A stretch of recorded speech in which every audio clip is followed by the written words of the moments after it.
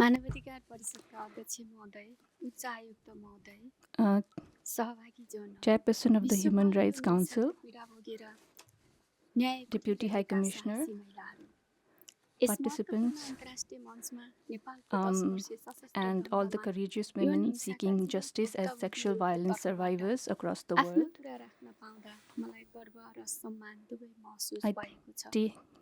take it both as a pride and honor to be able to stand before this important international forum and speak on behalf of the sexual violence survivors of the 10-year-long armed conflict of Nepal. I, Devi Khadka, on behalf of the Aparajit Foundation, am here before you to share our stories of pain, struggle, and hope. यसको महत्त्व राम्ररी बुझ्छौं। The 60th session of the Human Rights Council holding a discussion on strengthening gender perspective in transitional justice processes in itself an appreciative step. We conflict survivor women of Nepal recognize the importance of this very well. Various international instruments, including the Beijing Declaration and Security Council resolutions 1325, 1820, have built the foundation for the protection of rights of women and ensuring their participation in the peace-building process. But the reality is different. In our experience, the transitional justice processes have not been able to understand the pain of women. Whenever the gender issues are raised, the discussion is limited to sexual violence only. In addition, sexual violence is looked at only from the superficial point of view. It's not been understood as an outcome of patriarchal mentality and structural inequalities.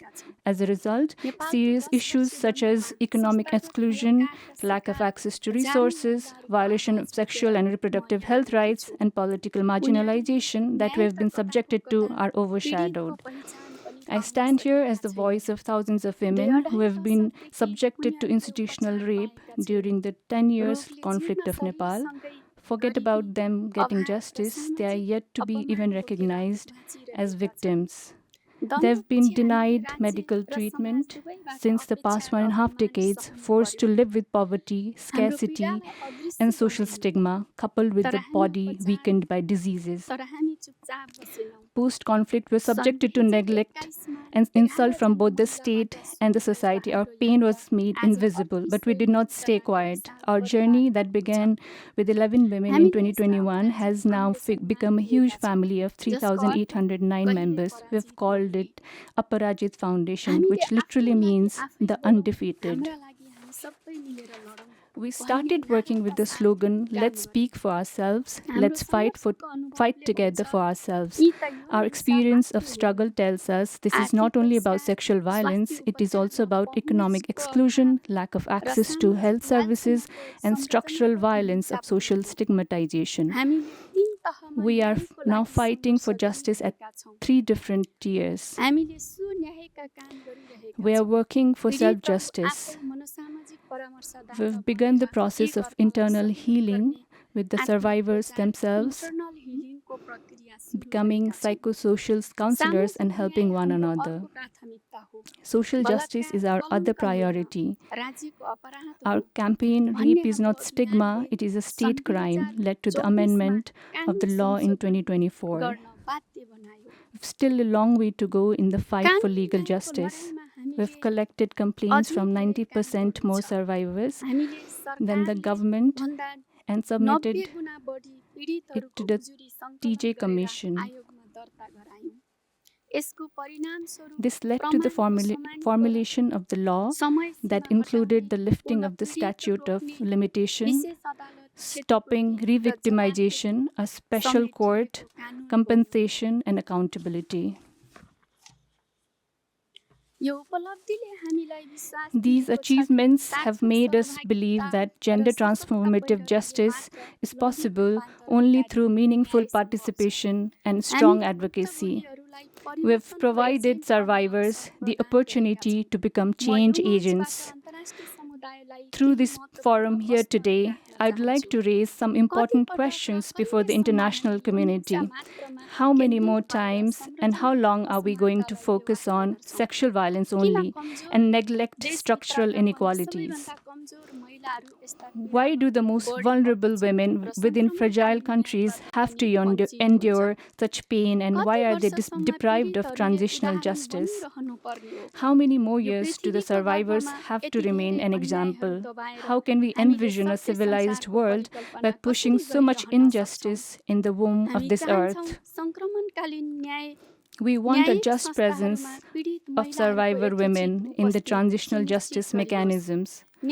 Justice is not only about the perpetrator being punished, it's also about the education, health, and dignity of the survivor.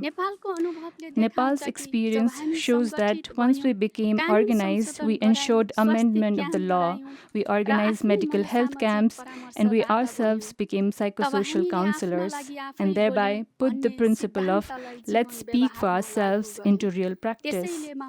Hence, I hereby request the Human Rights Council and all stakeholders to connect truth with justice, not regard sexual violence only as a crime, but accept it as a violation of women's political, social, and economic rights. The international mechanisms should prioritize the voices of local women's rights activists and survivors during the formulation of policies. Reparation projects should not be limited to only physical compensation, but should address the structural inequalities faced by women. Women's full, equal, and meaningful participation should be ensured in every step of the peace process, decision-making, and justice. The story of our struggle gives one clear message. We are not only victims, we are power. Let our aspiration for our existence, our voice, and our justice not be neglected in any pretext. Only then, real justice shall be restored and society shall progress towards equality and stability. Thank you.